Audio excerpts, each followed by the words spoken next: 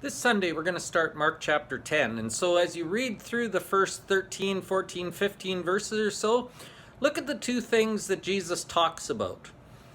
In the beginning of the chapter, he talks about divorce. The teachers of the law come and ask him about divorce and what Moses had to say about that, and they're trying to trap him.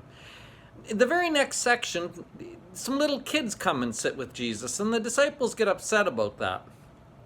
Now, those may seem like two completely separate incidences, two completely different things, but it's interesting that Mark and Matthew keep them both together.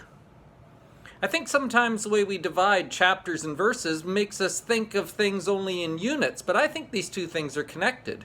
And we're going to talk not only about the subjects, but about the connection.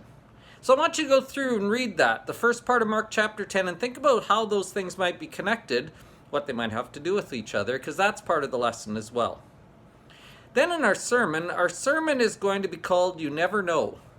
I have a theory. I believe that things happen in our lives that we look back on and say, oh, that moment changed my life. But we don't know when they're coming. You can't prepare for them. There's nothing you can do. Or is there? I have a word that I want to discuss with you, a word that we don't discuss very much anymore, but a word that we ought to talk about because it will help us prepare ourselves for those moments.